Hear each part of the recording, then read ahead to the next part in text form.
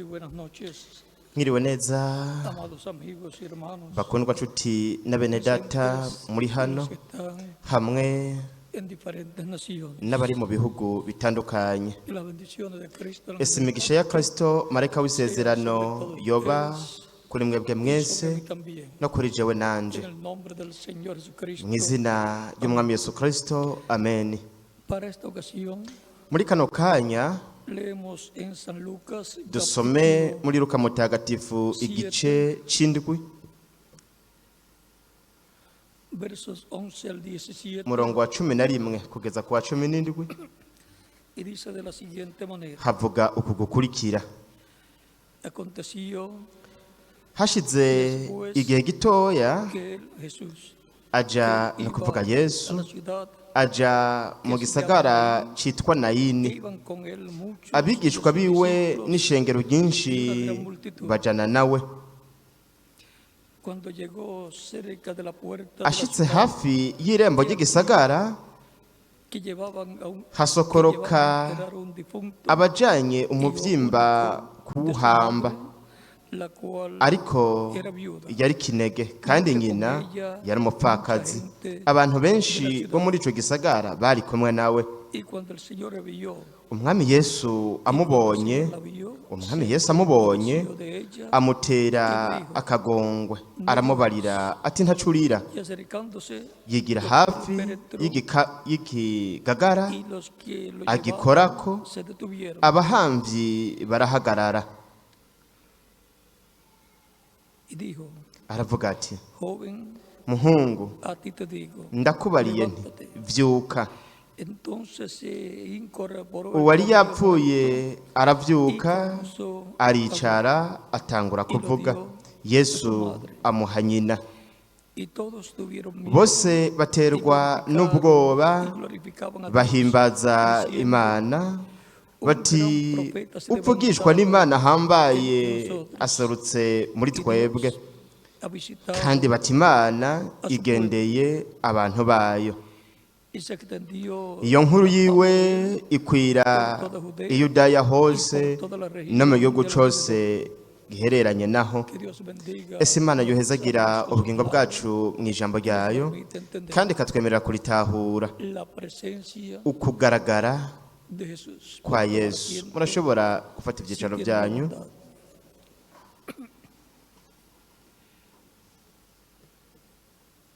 hoy, Uyu munsi primer sábado del mes, isabato ya mbere y'ukwezi, en la cual aho se tiene la reunión de ministros y aho colaboradores. tugira igikorane c'abakozi b'Imana n'abafashanya nabo. Los días en la Biblia Mwibuke ko iminsi muri Bibiliya comienzan itangura ku mugoroba, y ya hoy en la tarde a la caída del sol. kandi uyu munsi ku mugoroba izuba rirenze hatanguye isabato. Nuko Bibiliya niko bivuga, Pueblo hebreo, kandi uko niko biri no ku bwoko bw'Eburayo, Abayuda. por lo tanto, los sábados con Nuko rero amasabato capítulo 1 nk'uko biri mu itanguriro umurongo wa mbere atangura ku mugoroba. Ico gituma avuga ngo buragoroba y la mañana, buraca. el primer día, y Uwo ni umunsi wa mbere. mañana, Buragoroba buraca umunsi wa kabiri, bityo bityo. hoy, primer domingo, Uyu munsi primer sábado isabato ya mbere, del mes, uwa gatandatu wa mbere w'ukwezi, cual ariho hatanguye, ya estamos ariyo yatanguye. en la noche del sábado. Ubu turi mu ijoro Para los hebreos la noche primero, ry'isabato. Ku Baheburayo para los ni gentiles ijoro rya mbere, hanyuma agakurikira umurango. Ku banyamahanga ijoro dividieron en dos partes. barigabuyemo ibice Una bibiri. parte pertenece al día que está terminando, Igice cyo kugira umunsi uri urangira saa sita z'ijoro. Ikindi gice ni icy'umunsi ugiye gutangura, kandi las 12 utangura un segundo. saa sita n'amasegonda makeyi.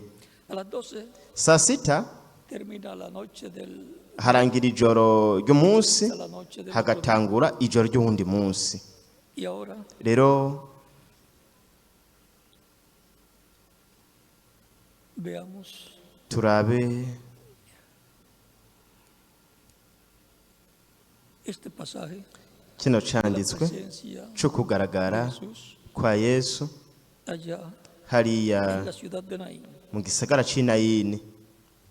Donde quiera que iba Jesús, Ahantu hose Yesu su yaja, presencia ukugaragara kwiwe trae un impacto kwazana ingaruka, para el alma de muchas personas kwakora ku bandi bantu benshi, y kandi levantaba la fe.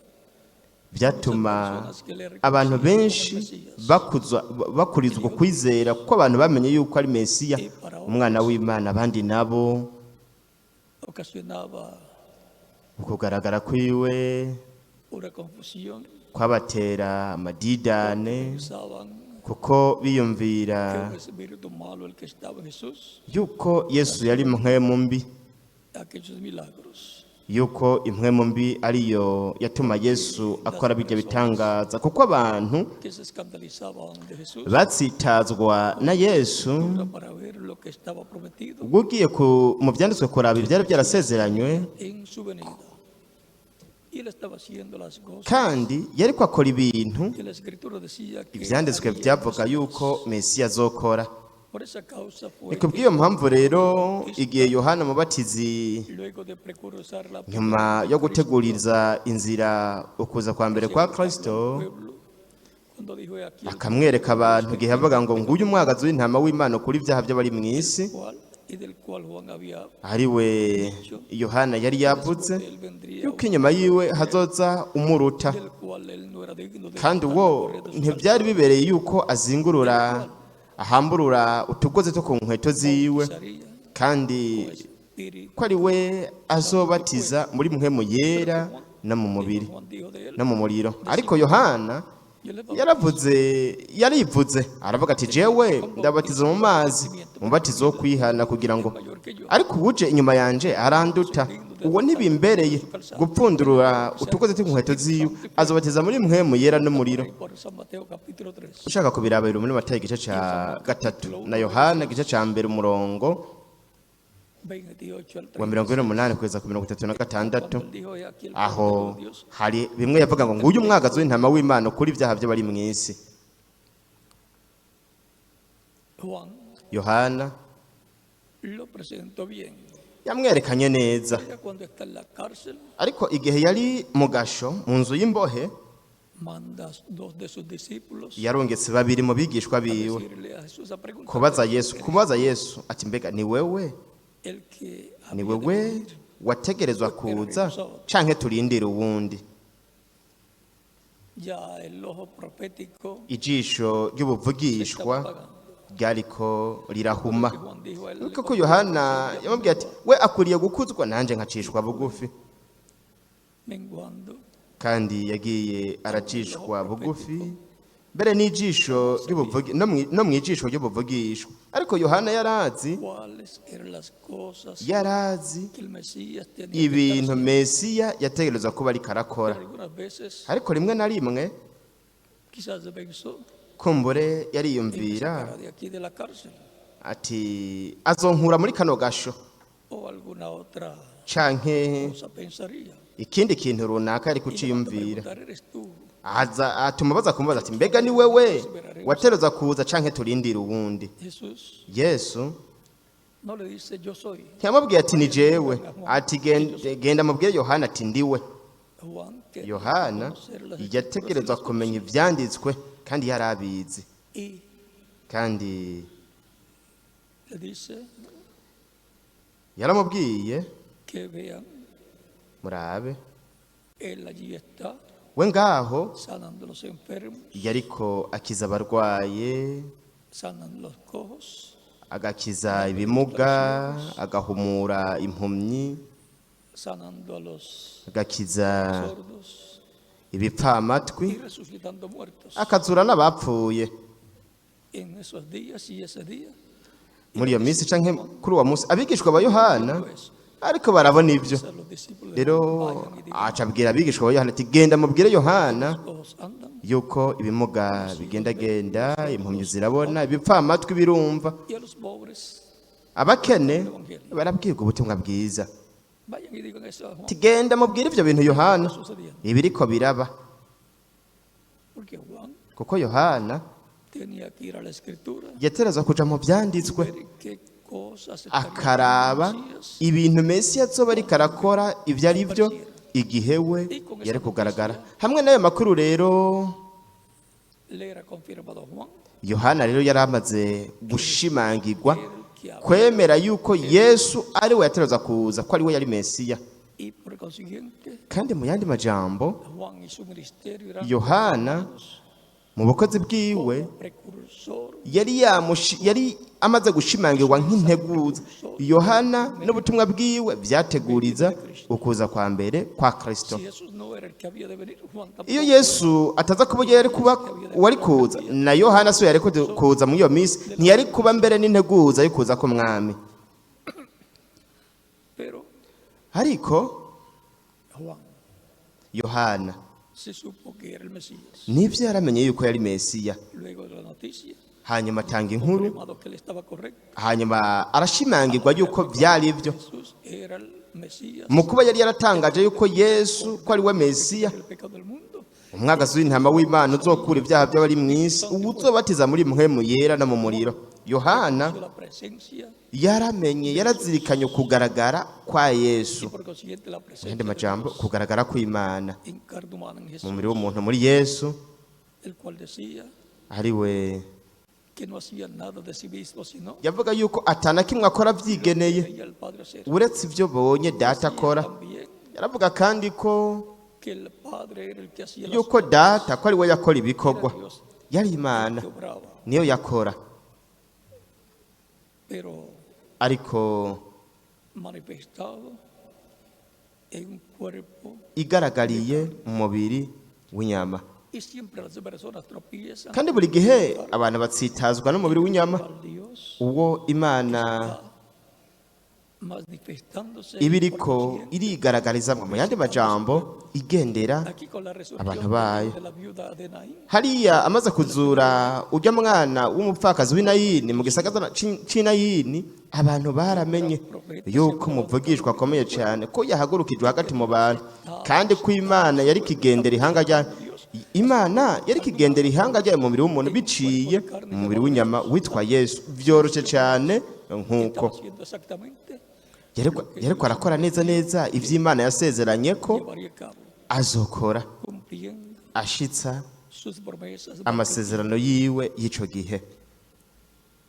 La visita de Dios es Ukugendererwa n'Imana no kugira ngo hashitswe ivyasezeranywe muri buri gihe y para cada no discípulo. muri buri kiringo. Dios no va a hacer otra Imana ntizokora ibindi uretse gushitsa ibyo yasezeranye, kuko uwo ni wo mugambi, iyo niyo nteguro Imana ikora, kandi Imana ibimenyekanisha imbere y'igihe para que así sepan kugira ngo bityo bamenye que Dios va a hacer ibyo Imana izokora tiempo y que las mu gihe ubwo abantu bariko barabamwo, igihe abantu bariko barabamwo. quiera que iba Jesús, Ahantu hose Yesu yaja, Dios estaba cumpliendo a través de Imana yariko irashikiriza muri Yesu que estaba prometido ivyari byarasezeranijwe muri kijya gihe Mesías llevaría ko Mesiya y se daría azokora, Dios a través de un kandi el ungido. iyo yari Imana biciye mu muntu umusigwa Mesiya w'Imana. Luego Hanyuma las personas han deseado ver a Jesús abantu baripfuje kubona Yesu llevando a cabo la obra de Dios. akora igikorwa c'Imana. Saulo de Tarso Sawuli w'i Taruso se encontró con una luz yahuye n'umuco, inkingi y'umuriro, cuando iba igihe hacia Damasco para llevar yariko aje Damasiko kugira ngo todos afate mpiri los que profesaban abantu bose el nuevo camino, batangaza, bavuga, batura inzira nshasha, inzira y'ukwizera Kristo.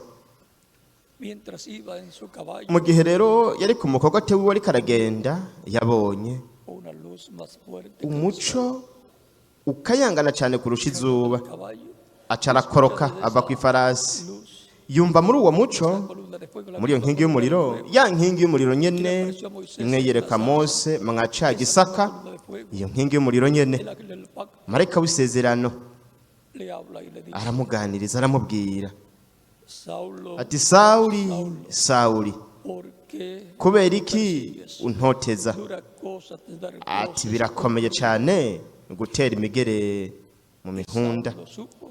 gutera amacumu y'imihunda sawuli amenya ko yari yamana nyene A Moisés, imwe yari yaganirije mose mwaca gisaka iramubwira ati ndi imana y'aburahamu na isaka na yakobo porque kuko ese es el ángel del pacto, uwo niwe marayika w'isezerano cual ari we es Cristo. ari kristo Y kandi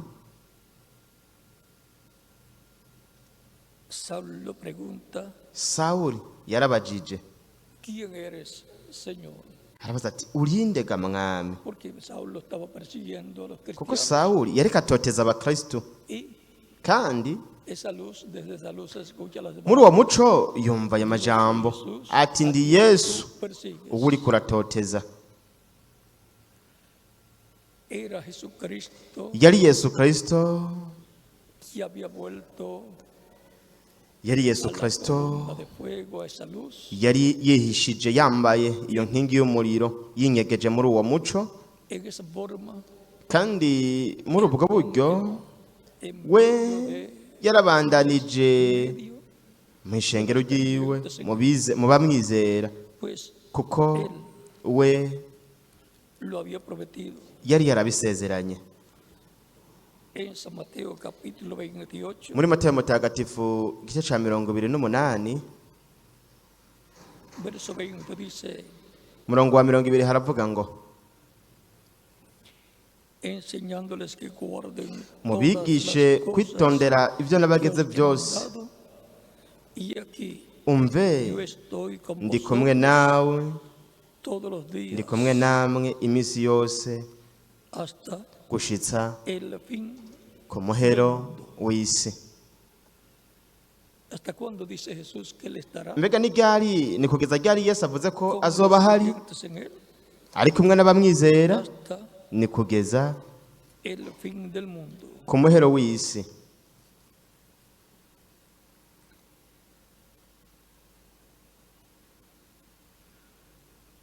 Y también ndetse byongeye en el capítulo 18 de San Mateo, verso no mu gice cya 18 muri Matayo umurongo wa 20 haratubwira ngo porque donde están dos kuko aho babiri canke tres batatu congregados, bazoba bakoraniye mu izina allí ryanje estoy yo. nanjye nzoba ndi hagati muri bo Ahora vean ustedes rero murabona que Jesús continuaría yuko yesu yari kubandanya los creyentes en Él, ari kumwe n'abamwizera los ari bo como Salvador, bamwakira nk'umukiza wabo en agua en su nombre, bakabatizwa mu mazi mu izina ryiwe kristo nawe akabatiza muri mpwemu yera n'umuriro agakora muri bo ukuvuka bwa kabiri bavukira mu bwami bw'imana dijo Cristo al kristo yabibwiye neza nikodemu muri yohani igice cya 3 umurongo wa 16 ati nukuri ndakubwira yuko utabyagwa n'amazi na mpwemu ko adashobora kwinjira mu bwami bw'imana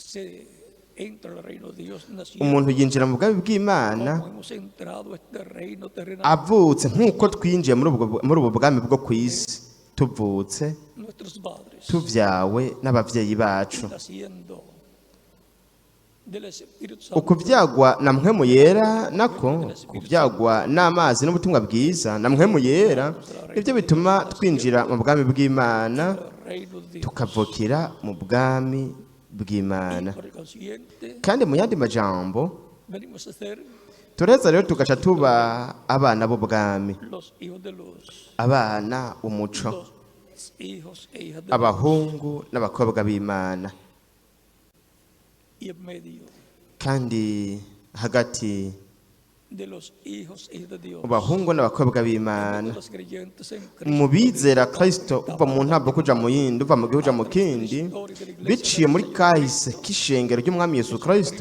yesu kristo niho yamye y no ha estado inactivo, ha kandi estado ntiyamye ataca ariko arakora ahubwo llevando la obra, yamye abandanya igikorwa yatanguye llevando a cabo akora lo que ha sido prometido para ibyasezeranijwe muri buri la ntambuko iglesia y'ishengero del Señor Jesucristo. ry'umwami Y yesu su kristo trayectoria hamwe ha sido kandi urugendo rwiwe yamye ava mu burasirazuba aja iburengerazuba.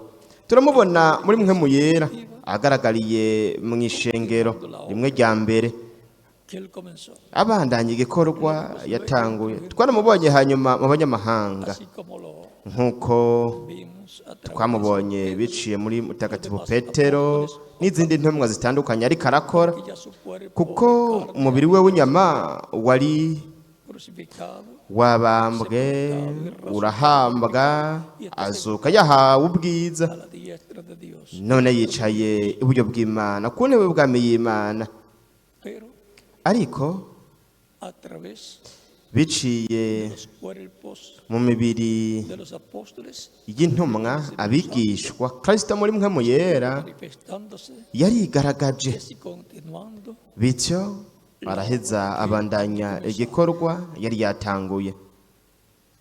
luego Hanyuma lo vemos entre los gentiles, turamubona mu banyamahanga revelado a través yihisha, de San Pablo, akihishurira muri mutagatifu intumwa Pawulo, abandanya igikorwa por el nubwo nyene hariya mu burasirazuba bwo hagati aca hariya muri Aziya ntoya, y luego hanyuma lo vemos en turamubona mu Burayi biciye diferentes mensajeros mu ntumwa zitandukanye que él tuvo izo yagize allá en Europa, hariya mu Burayi como Ireneo Martín, nka Irene Marte, Colombo, Lutero, Koromba, Ruteri na Wesley,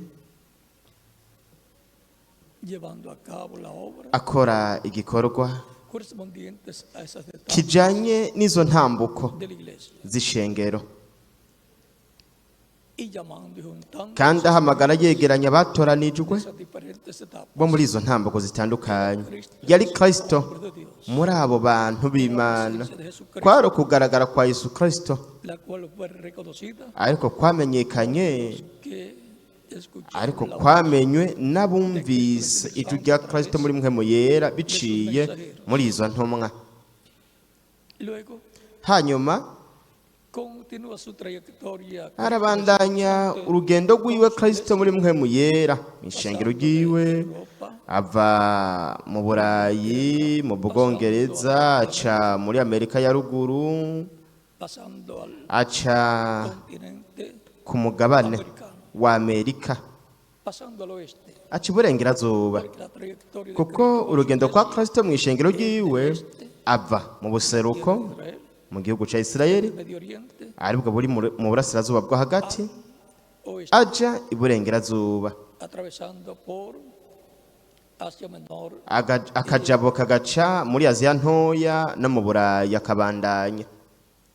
en el continente americano. Ku mugabane wa Amerika Vimos en la parte norte twarabonye mu gice ca ruguru la presencia muri de Amerika ya ruguru ukugaragara kwa Yesu Kristo muri mpwemu yera, el reverendo William Branham, muri Revera William Branham, llevando a cabo la obra ariko arakora igikorwa gihwanye n'iyo ntambuko de la iglesia. y'ishengero. Por eso vimos Nico gituma tubona grandes maravillas, ibitangaza bikomeye tanto en palabras haba mu ijambo rihishuwe, ndetse kandi n'ibitangaza gukira indwara, resurrecciones de muertos, kuzura abapfuye, todo hecho por byose bikorwa na Yesu Santo muri mpwemu yera biciye de ese profeta muri mensajero uwo muvugishwa ntumwa que Dios envió uw'Imana a yarungitse su iglesia ku ishengero ryiwe en muri Norteamérica y de Israel. Amerika ya ruguru, kandi La obra de Jesús igikorwa ca Yesu carahavuye kiraheza gikwiragirana mu bindi bihugu byose.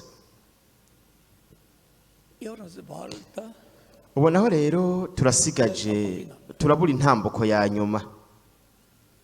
ahora vean que como Rero urabona ko nk'uko igikorwa ca Kristo muri mpwemu yera ku ishengero ryiwe hamwe n'ishengero ryiwe, este a oeste, nk'uko ari kuva mu buseruko uja burengerazuba, en el oeste, nabo turacari en burengerazuba la América Latina. muri Amerika Latine na Karayibe.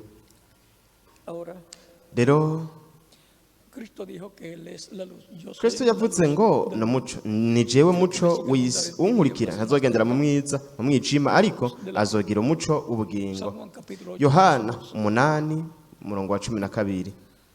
Por lo tanto, la luz Kubw'ivyo rero umuco ari wo kristo warakayanganye wararabagiranye uva mu bwija mu kindi. Kristo muri mwe mu yera biciye mu ntumwa zitandukanye medio de su iglesia, hagati mu ishengero ryiwe darle luz, kugira ngo naho nyene resplandecer para toda la ahakire arabagirane kuberamo abantu Por byose. eso Cristo dijo vos. Cyo gituma Kristo yavuze ngo mwebwe muri umuco w'isi.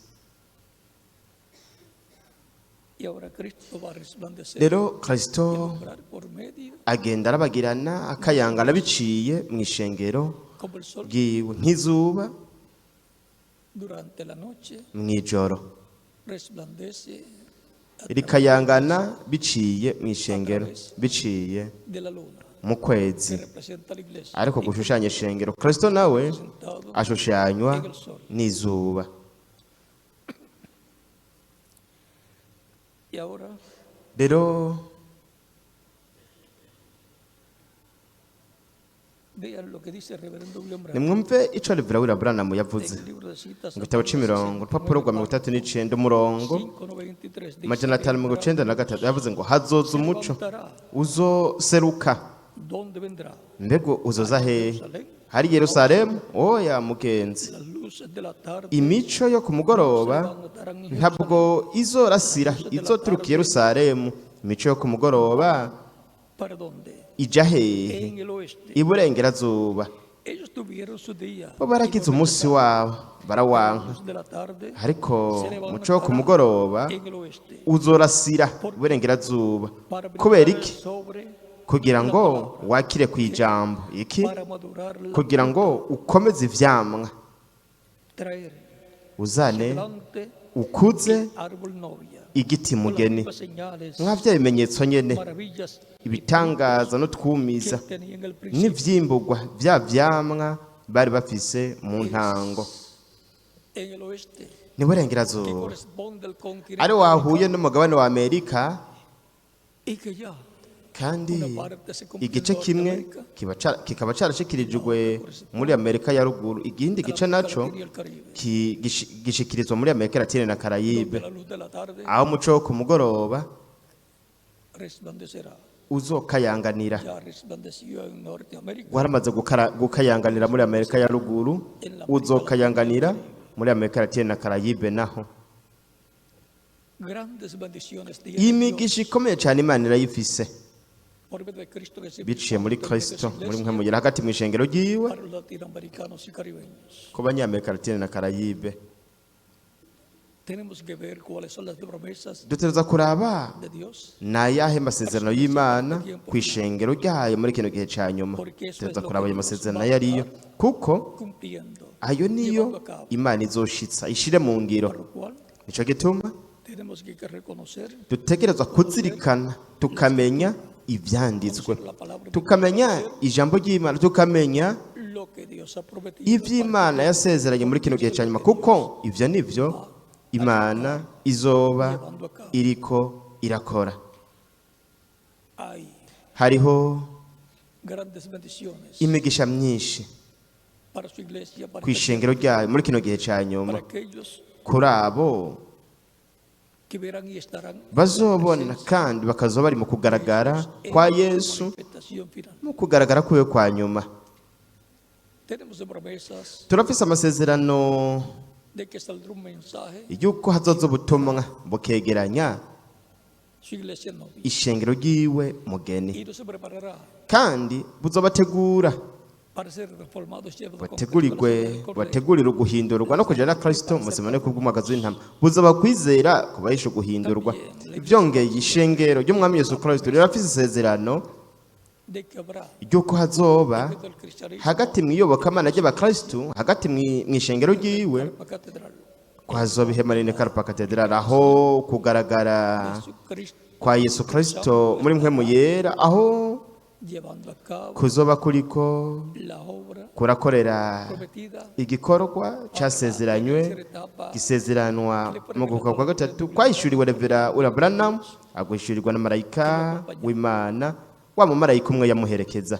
por eso tenemos que tener cyo gituma dutegerezwa kuba dukangutse amaso yacu akanuye neza kugira ngo ntiduhombe umugisha wo kuba mu kugaragara kwa Yesu ku munsi wa nyuma, mu kugaragara kwa nyuma, que nos preparará ariko kuzodutegura para tener la fe para ser kugira ngo transformados y tugire llevados por Cristo ukwizera kuduhesha guhindurwa no kujana na Kristo mu mazimano y'ubukwe bw'umwagazi w'intama, donde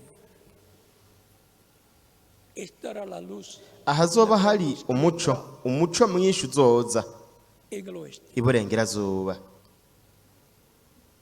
Por lo tanto, Kubw'ibyo rero ahí será que los judíos también verán aho niho abayuda nabo nyene bazobonera umugisha w'Imana viniendo uje a la iglesia del Señor Cristo, al kwishengera ry'umwami Yesu Kristo, iyobokamana ry'abakristo, lo que nosotros kandi bazovuga bati urya niwe twebwe twamye turindiriye. primero, Ariko bwa mbere la iglesia del Señor Cristo ishengero ry'umwami Yesu Kristo rifise isezerano de la manifestación de esa ryo gran kugaragara luz que k'uwo es muco mwinshi la luz del mundo, ari wo Yesu, umuco w'isi en medio de su iglesia, urabagirana santo, hagati mu ishengero ry'uwo muri mpwemu yera, viendo kandi lo que está prometido para la agashitsa iglesia, ibyasezeranywe ku ishengero ry'umwami Yesu Kristo mu minsi ya nyuma, prepararla para kugira ngo aretegure ariho kwizera kuresha guhindurwa no kujana na Kristo mu mazimana y'ubukwe de las bodas del Cordero. bw'umwagazi w'intama. Estemos preparados Tube twiteguye con el conocimiento de la palabra de mu Dios, bumenyi, mu kumenya ijambo ry'Imana hamwe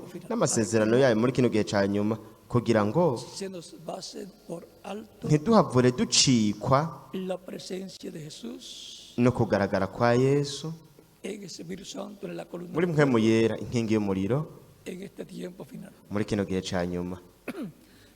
Ya sabemos que es esa manifestación Twaramaze kumenya uko kugaragara kwasezeranije uko del ariko continente americano ko ku mugabane wa Amerika, y ya parte se cumplió en kandi Norteamérica y la igice otra kimwe parte cashikirijwe muri Amerika ya ruguru, América Latina y ikindi gice naco nico muri Amerika Latina na Karayibe. Byoroshe cyane nk'uko. Por lo tanto, Kubw'ibyo rero estemos preparados, twitegure, estudiando la Biblia, twige Bibiliya, viendo lo que ha prometido Dios para los turabe tiempos, ivy'Imana yasezeranye mu minsi ya nyuma, cyane cyane ku munsi wa nyuma, viendo que tenemos turabe la promesa ko dufise isezerano ryo kuza k'umwami ku munsi wa nyuma, ko que vendrán en espíritu abapfuye bazoza bari muri mpwemu bari kumwe na Kristo mu kuza kwiwe, kugira ngo bazuke bari mu mibiri idapfa, itunganye, ihoraho, ihawe ubwiza. ser el cuerpo que Azoba ari umubiri Imana yiyumviriye iracapura, los creyentes en él ibugereraniriza, desde antes de la ibucapurira abayizera, abo yiyumviriye uhereye ku vize tarashigwaho imfatiro. Ntazoba ari nk'unamubiri w'inyama dufise, si fuera el mismo cuerpo ko físico, ari nk'unamubiri nyene w'inyama, iyo mibiri yacu kandi yoca yongera igapfa. un cuerpo Ni eterno umubiri uhoraho uhawe ubwiza, cambiado wahinduwe en átomos inmortales. ukugwamwo uturemangingo dupfa, ushirwamwo uturemangingo tudapfa. Kubw'ibyo rero Estemos preparados twitegure para estar en la presencia de Jesús kugira ngo tube mu kugaragara kwa Yesu muri kino gihe ca nyuma, en medio hagati de su iglesia. mu ishengero ryiwe. Cuando ustedes vean Igihe mwebwe mubonye señales ibimenyetso que serán ari byo el comienzo azoba ari intango yo gushitswa kw'amasezerano runaka, mwibuke nuko Yesu está manifestándose en medio de su iglesia ariko yigaragariza mu ishengero ryiwe ku munsi wa nyuma, kugira y en el cumplimiento no mu gushitswa de lo que le ha prometido para su kw'ivyo iglesia. Para yasezeraniye que ishengero ryiwe muri kino gihe ca nyuma. estemos preparados. Twitegure. Jesús dijo, velad, Yesu yavuze ngo mugabe orando en todo tiempo, musenge igihe que cose se esté todo por digno de kugira ngo evitar todas muze las cosas que mushobore vendrán kwirinda ibintu byose bizoba bigira bize mube muhagaze del Hijo del Hombre. n'imbere y'umwana w'umuntu Estar en pie delante kuba uhagaze de Jesús, imbere ya yesu mu kugaragara kwa yesu kristo mu manifestación kugaragara kwiwe kwa nyuma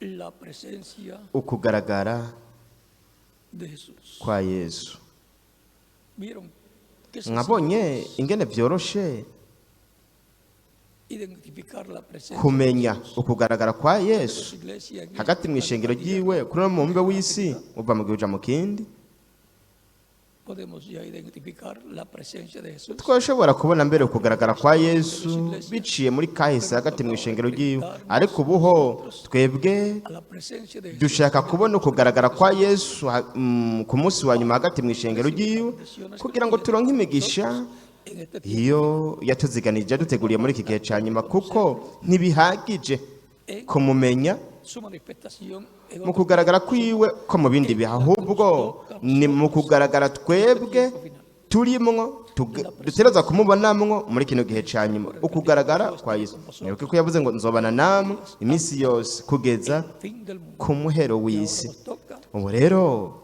verlo dusabwa kumubona en medio de su iglesia. ari hagati mu ishengero ryiwe muri kino gihe cya nyuma yavuze yuko azobana natwe De dos o tres hazoba hari babiri cyangwa batatu bakoranye mu izina ryanje aho niho nzoba ni nuko kristo yavuze nuko rero él no se ha ido de su iglesia. we ntiyavuye mu ishengero ryiwe Él se va de una edad wewe cuando aja mu gihe en esa edad, pero iyo ico gihe kirangiye ariko aca hazindi ntambuko aca aja mu yindi ntambuko y'ishengero ryiwe aca ahuguruka iyindi ntambuko lleve de esta tierra a la cena kugeza las bodas del Cordero. adukuye ngaha ku isi akatujana mu muzano w'ukugazo w'intama bizama bigenda nk'uko nyene ukugaragara kwa yesu De este a oeste.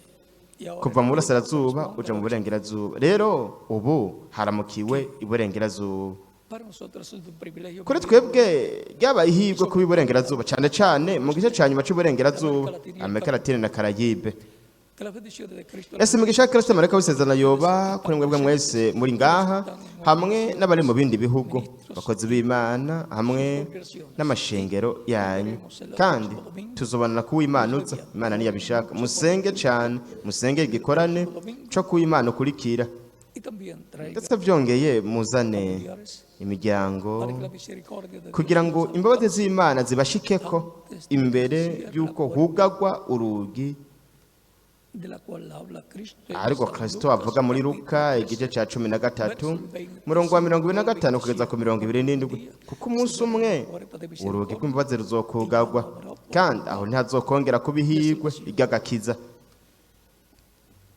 amamos a nuestra familia, turakunda imiryango yacu kandi turashaka agakiza n'ubugingo budashira los familiares ku también. miryango yacu nayo Por lo tanto, nuko rero ore mucho por sus familiares musengere cyane imiryango yayo ndetse que escuchen la palabra kugira ngo nabo bumve ijambo ubutumwa bwiza bwa kristo tengan kugira ngo baronke agakiza y vida eterna. n'ubugingo budashira Continúen pasando bandanye mugira ijoro ryuzuye ijoro ry'umunezero ryuzuye imigisha ya kristo umukiza wacu marayika w'isezerano kandi nk'uko nababwiye hasta el próximo domingo. naho kuba imana uza Dios mediante. imana niyabishaka Dejo con ustedes nuevamente ndasigana hamwe namwe ubundi bushasha revera yosefu benyamini perez kugira ngo abandanye asozere en